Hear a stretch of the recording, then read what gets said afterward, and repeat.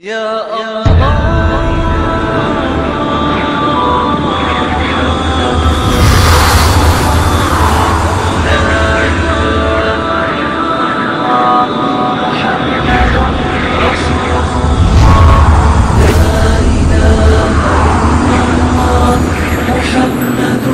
رسول الله لا إله إلا الله محمد رسول الله.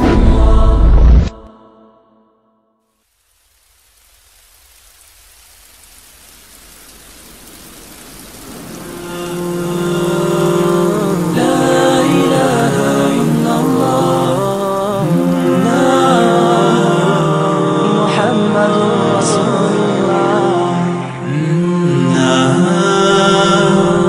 لا إله إلا الله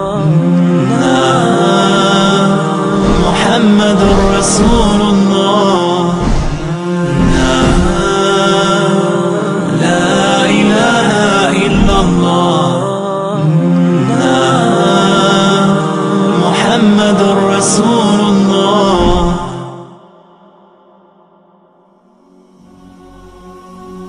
La vérité sur l'islam aujourd'hui est totalement opposée au mensonge.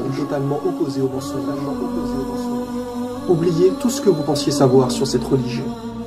Vous aviez l'idée qu'être musulman, c'était être terroriste, quelqu'un qui sème la terreur, une personne orgueilleuse qui prône le mal, etc. Alors si jamais c'est le cas, et que vous pensiez vraiment cela, sachez bien que vous êtes à l'opposé de la vérité. Car ne vous êtes-vous jamais posé la question, comment se fait-il que de plus en plus de personnes dans le monde se tournent vers cette religion? Si elle est si horrible que vous l'imaginez, pourquoi y a-t-il de plus en plus de musulmans? Saviez-vous que le Vatican lui-même a annoncé récemment qu'il y avait aujourd'hui plus de musulmans que de catholiques dans le monde, et que donc l'islam se plaçait comme toute première religion? Croyez-vous vraiment que tous ces gens qui ont ouvert leur cœur à l'islam sont des gens qui n'ont pas réfléchi, et qui ne se sont pas posé des questions? Ou plutôt parce que la réalité s'est vraiment présentée à eux?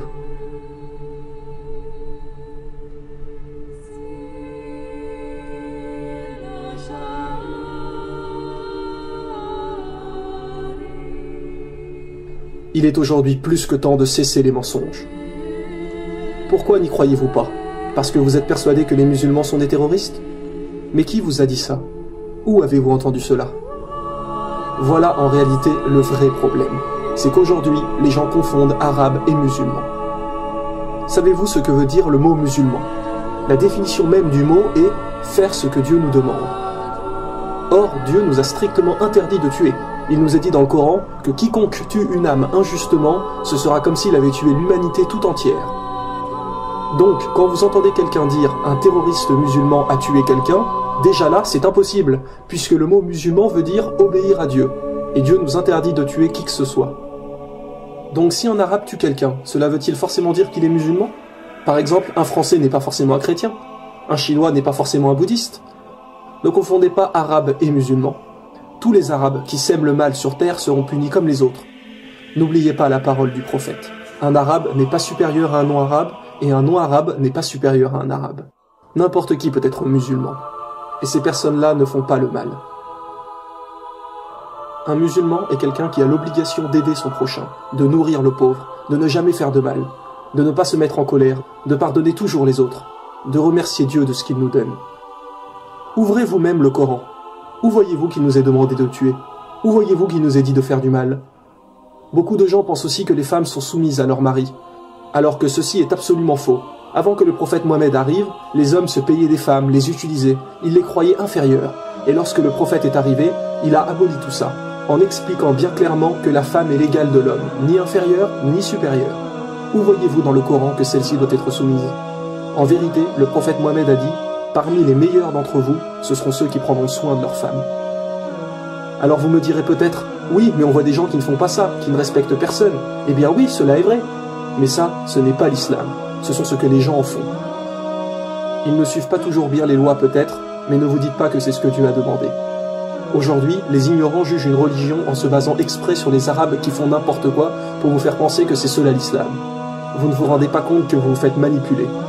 Êtes-vous déjà allé dans une mosquée, voir vraiment qui sont les vrais musulmans? Allez faire le test.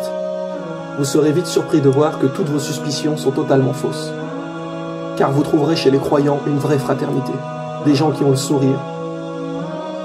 Car c'est là le message de l'islam. Car c'est là le message de l'islam. Le message de l'islam. Le message de l'islam. Dieu nous a dit, rien qu'un sourire est déjà là une aumône.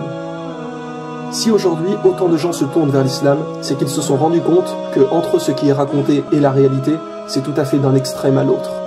Utilisez votre logique. Vous savez pertinemment que Dieu nous demande forcément de ne faire que le bien. Beaucoup de gens aujourd'hui ne respectent plus personne, que ce soit leurs amis ou même leurs parents. Alors qu'il nous est dit, chapitre 17, verset 23, « Garde-toi de marquer la moindre répulsion à l'égard de tes parents ou de leur manquer de respect. Parle-leur toujours affectueusement. » Alors quoi? C'est ça l'islam? Être poli, respecter tout le monde, être généreux? Alors dites-moi, mais où est le mal? Qu'est-ce qui vous gêne en fin de compte? Ce sont toutes ces personnes arabes qui sèment le bazar et qui se disent être musulmans? Mais cela est absolument faux. On ne peut pas vraiment les qualifier de musulmans. Le prophète Mohammed a dit, vous ne serez pas vraiment musulman du moment que vous n'espérez pas pour votre frère ou votre sœur ce que vous espérez pour vous-même. Et là on ne parle pas des frères ou sœurs de sang, mais de tout le monde. Vous ne serez pas vraiment musulman du moment que vous n'espérez pas pour autrui ce que vous espérez pour vous-même.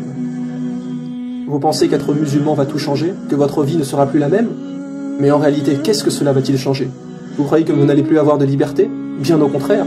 Vous pouvez toujours vous marier, partir en voyage, acheter une maison, avoir des enfants, vous amuser avec vos amis. Mais en plus de cela, vous allez vous efforcer d'être le meilleur pour les autres, d'inciter les gens à faire le bien, parce qu'à chaque instant, peu importe où vous êtes, vous savez que Dieu vous regarde. Il sait ce que vous cachez ainsi que ce que vous divulguez. Ne voyez pas des contraintes ou des obstacles, car cela est totalement faux, à moins que selon vous, être quelqu'un de bien est une contrainte. Dans le Coran, Dieu nous a dit « nulle contrainte en religion ». Vous savez qu'en réalité, vous passez votre temps à acheter des objets de luxure qui bien souvent ne servent à rien, alors que vous pourriez nourrir des gens qui souffrent vraiment. Vous passiez vos soirées en boîte de nuit, sous alcool, ou parfois l'un de vous finit bourré et vomit partout. Ou une fois cela se termine par un accident sur la route au retour. Ou une fois vous couchez avec cette fille, et le lendemain vous ne vous souvenez même plus ce qui s'est passé. Et parfois même vous recevez plus tard un coup de fil pour vous dire que cette fille est tombée enceinte. Ne vous rendez-vous pas compte qu'il y a là un problème, que la société d'aujourd'hui vous pousse à consommer? Quel chemin allez-vous choisir? Le chemin du mensonge, qui est « j'ai qu'une vie, je profite, je bois, je fume, je me drogue, je passe 5 heures par jour sur internet à perdre mon temps » ou le chemin de Dieu, c'est-à-dire chercher à aider et à faire le bien? Coran chapitre 9, verset 71, les croyants hommes et femmes sont solidaires les uns des autres, ils encouragent au bien et déconseillent le mal. Les musulmans se soucient sans arrêt d'aider les nécessiteux, et nous savons qu'il y a là une grande récompense. Notre prophète nous a bien précisé, l'aumône éteint les péchés comme l'eau éteint le feu. L'aumône éteint les péchés comme l'eau éteint le feu. L'aumône éteint les péchés comme l'eau éteint le feu. Depuis que le premier homme a posé le pied sur la terre, l'islam était là également. Et tous les prophètes ont prôné la même religion. Ne vous êtes-vous jamais posé la question, pourquoi les noms de religion prennent souvent le nom de quelqu'un? Par exemple, Jésus-Christ, le christianisme, judaïsme pour Judas, bouddhisme pour Bouddha, etc. Mais pas l'islam. Le mot islam a deux significations. Il veut dire faire ce que Dieu nous demande et aussi la paix. Si l'on revenait à l'époque de Jésus et qu'on lui demandait « Ô Jésus, quelle est ta religion ?» Croyez-vous qu'il vous dirait le christianisme? Non, car il n'a jamais entendu ce mot. Le christianisme est venu suite à lui. La réponse la plus probable qu'il dirait est « Ma religion est de faire tout ce que Dieu m'a commandé de faire ». Et quelle religion signifie cela? L'islam. Idem pour Moïse, si on avait l'opportunité de lui demander « Quelle est ta religion ?» Jamais il ne répondrait le judaïsme, car lui non plus n'a jamais entendu ce mot. Mais la réponse la plus probable serait « Ma religion est de faire tout ce que Dieu attend de moi ». Et une nouvelle fois, un mot pour dire cela en arabe est l'islam. Vous avez vu dans la saison 1 que toutes les religions ont toujours délivré le même message. Et Dieu nous l'a reconfirmé dans le Coran.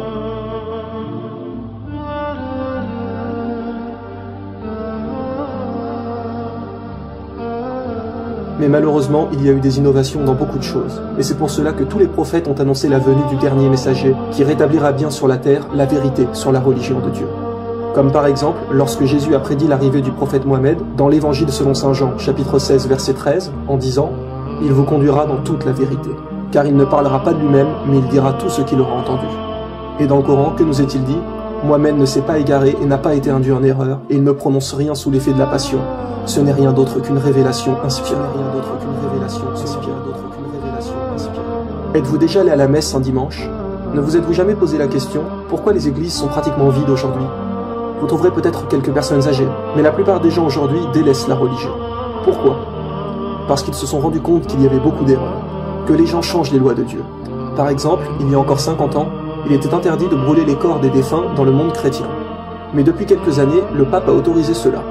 Ils se permettent de changer sans arrêt ce que Dieu a demandé, alors que Jésus a bien précisé dans l'évangile selon saint Matthieu que celui qui supprimerait ne serait-ce qu'un seul des plus petits commandements sera appelé le plus petit dans le royaume des cieux. Les gens se perdent car ce n'est plus là vraiment la religion de Dieu. Par contre, faites un jour le test. Allez dans une mosquée à la prière du vendredi. Vous les trouverez tellement pleines qu'il n'y aura presque plus de place. Parfois, les gens prient même dehors, tellement les mosquées regorgent de monde. Les autres religions n'ont presque plus de pratiquants. Et d'ailleurs, Dieu nous a dit, certes, l'erreur est destinée à disparaître. Il y a trop d'incohérences. Par exemple, les chrétiens croient en l'Ancien Testament, et donc en Moïse. Mais dans la Torah, il est bien dit comme dans le Coran qu'il n'y a qu'un Dieu unique. Alors que pour les chrétiens, Dieu est trois, le Père, le Fils et le Saint-Esprit, la fameuse Trinité. Mais alors, Moïse n'a jamais parlé de ça? Donc quoi, Moïse se serait-il trompé? Bien sûr que non. Et Jésus n'a jamais parlé de ça non plus. D'ailleurs, le mot Trinité n'apparaît nulle part dans la Bible, ce ne sont que des erreurs. Nous ne disons pas que la Bible, la Torah ou toutes les autres religions sont fausses. Nous disons simplement qu'à présent, elles ne sont plus fiables dues à toutes les modifications qu'elles ont reçues des humains. Et que pour être sûr de suivre la vérité, eh bien suivez ce que vos prophètes vous ont dit. Suivez le dernier messager qui vous guidera dans toute la vérité. Car aujourd'hui, seul le Coran reste indemne depuis le jour de sa révélation. Qu'est-ce que l'islam? La religion de Dieu, la vraie religion, la religion de paix. Ne restez pas dans le mensonge. Renseignez-vous par vous-même si vous avez des doutes. Demandez à Dieu de vous guider, et les doutes vont être levés, et les doutes vont être levés, et les doutes vont être levés.